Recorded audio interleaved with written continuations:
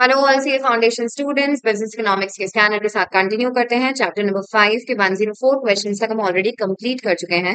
Continuing with question number 105, according to monetarist the prime cause of business cycles are. Main cause business cycle का क्या है? Monetarist के हिसाब से बेटा it is money supply, and that is why we will go with option B. You can mark this question, इन लोगों ने, and you can correct this question, इन लोगों ने ऑप्शन ए देके रखा है, it should B option B. Then change in sorry corporate profit is an example of which type of indicator? Leading, lagging, coincident या कॉन्करेंट? बेटा ये दोनों तो यूं ही रिजेक्ट हो जाते हैं क्योंकि कोइंसिडेंट और कॉन्करेंट इंडिकेटर एक ही बात होती है। लीडिंग और लैगिंग में से will go with lagging indicator, क्योंकि ये एग्जांपल देके रखा है तुम्हारे मॉड्यूल में, corporate profit is a lagging indicator, you भी ये रिजल्ट है, तो ये रियल आउटपुट चेंज होने के बाद ही पता लगेगा। Next is coincidental indicators are also known as, correct option is option C, concurrent indicators. Increase in national output, other economic variable, सब कुछ अगर बढ़ रहा है तो ये कौन सा फेज है बिजनेस साइकिल का? Correct option is option D, expansion. those variables that change before the real output changes, real output के चेंज होने के पहले जो चेंज हो रहे हैं उसे लीडिंग इंडिकेटर कहा जाएगा, और जो रियल आउटपुट के चेंज होने के बाद चेंज होते हैं उसे लैगिंग इंडिकेटर कहा जाता है। Correct is option B again. इनमें से कौन सा इंटरनल फैक्टर है? इंटरनल फैक्टर नहीं है, sorry, it's not an internal factor. Effective demand, fluctuation in investment, macro economic policy सब इंटरनल है। पोस्ट वॉर रिकंस्ट्रक्शन एक्सटर्नल है, that is why correct is option D. In which phase of business cycle level of investment and employment falls? किसमें investment और employment गिर जाएगा? अब बेटा ये क्वेश्चन को तुम मार्क करके रखो, क्योंकि रिसेशन और कंट्रैक्शन दोनों देके रखा है, और तुम्हारे मॉड्यूल में भी सिमिलर कैटेगरी का question, and they have chosen contraction.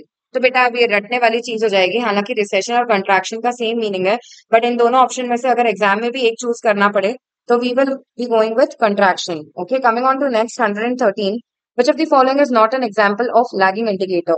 बेटा लैगिंग इंडिकेटर का एग्जाम्पल पर्सनल इनकम नहीं है, बाकी consumer price index, labour cost per unit और कमर्शियल लेंडिंग सब तुम्हारे मॉड्यूल में एग्जाम्पल के तौर पे देके रखे, और मैंने तुम्हें बोला है लीडिंग, लैगिंग, कोइंसिडेंटल इंडिकेटर से जो भी एग्जाम्पल देके रखे हैं नोट्स में, मॉड्यूल में, वो तुम्हें याद करने हैं, रटने पड़ेंगे, कोई और ऑप्शन नहीं है। पर्सनल इनकम उसका एग्जाम्पल नहीं है, that is why correct option is option D. Not a phase of business cycle, बेटा पीक, एक्सपेंशन, ट्रफ सब फेजेस है बिजनेस साइकिल के। Correct is option D, reconstruction. Which of the following is an external होना चाहिए ये, और एक्स्ट्राजीनस factor जिसकी वजह से बूम या बर्स्ट के फेजेस ऑपरेट होंगे। External factor, economic factor, social factor, industrial factor. Correct option is option C, natural factor is an external factor to business cycle, directly देके रखा है मॉड्यूल में। Which of the following industries are less sensitive to business cycle?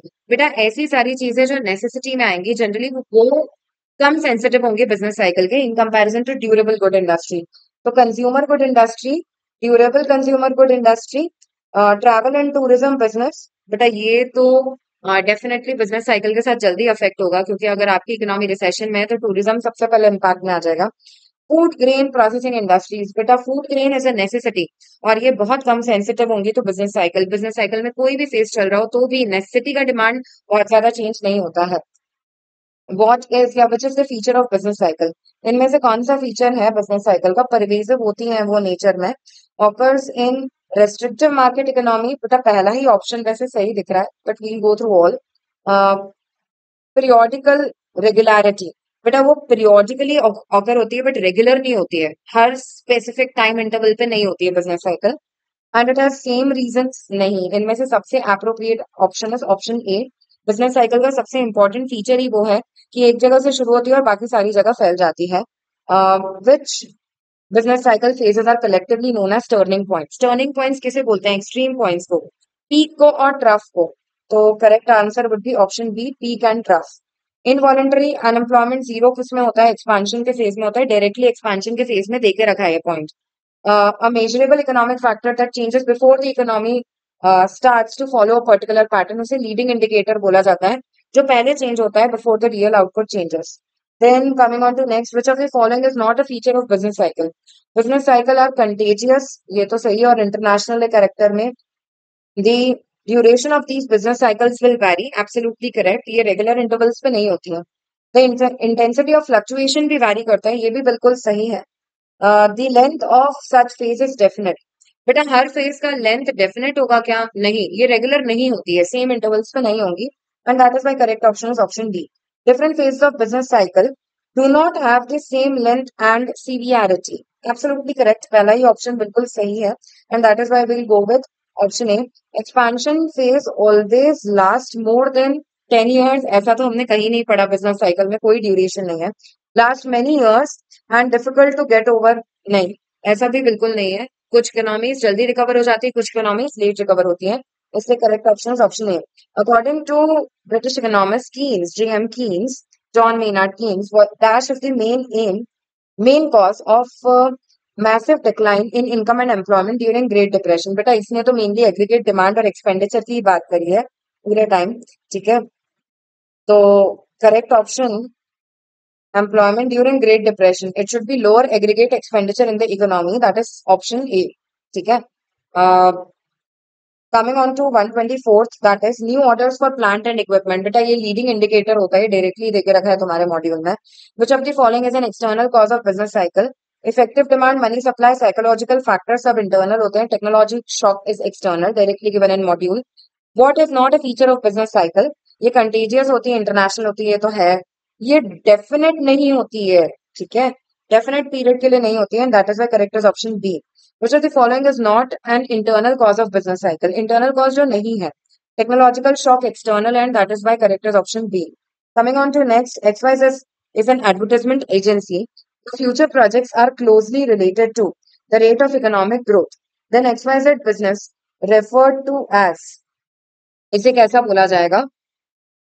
Is related to the rate of economic growth. बेटा जैसे जैसे growth होगी वैसे वैसे XYZ का बिजनेस बढ़ेगा, तो इसे ड्यूरेबल बिजनेस कहेंगे, नॉन ड्यूरेबल का कहेंगे, साइक्लिकल कहेंगे या non cyclical?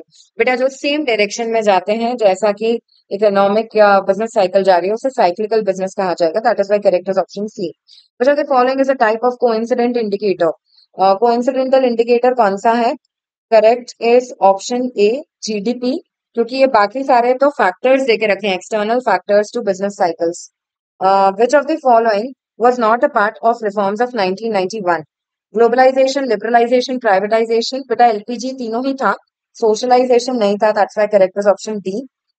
Factor policies are associated with, किससे एसोसिएटेड होता है? Sorry, fiscal policies, fiscal policies किससे एसोसिएटेड होता है? गवर्नमेंट का खर्चा, देन रिजर्व रिक्वायरमेंट, इन्फ्लेशन या सप्लाई ऑफ मनी? बेटा मनी सप्लाई मनी पॉलिसी को लेकर होता है, और गवर्नमेंट एक्सपेंडिचर गवर्नमेंट की या फिस्कल पॉलिसी को लेकर होता है, that is the correct is option A. External cause of business cycle, variations in government spending, macro economic policy, psychological factors सब इंटरनल है। केवल टेक्नोलॉजी शॉक्स एक्सटर्नल है, that's why correct option is option D. The variable that changes after the real income changes, उसे lagging indicator बोला जाता है, correct is option D. Then find the correct option. Hawtrey ने क्या देकर रखा है? हॉट्रे ने मनी सप्लाई को मेन माना है, तो वन का बी होना चाहिए। तो बी वाला ये भी है और ये भी है, तो दूसरे ऑप्शन से डिसाइड हो जाएगा। पीगू ने क्या बोला है? पीगू ने मेनली बोला है अबाउट साइकोलॉजिकल फैक्टर्स, तो उसके बाद सी होना चाहिए, तो ये वाला ऑप्शन सही जा रहा है। कंप्यूटर ने इनोवेशन के बारे में बोला है, तो ए है, और कीन्स ने इफेक्टिव एग्रीगेट डिमांड के बारे में बोला है, तो डी है। Correct option is option B. इसके साथ सारे क्वेश्चंस खत्म होते हैं ऑफ बिजनेस साइकिल्स का scanner. For any queries you can post in the comment section.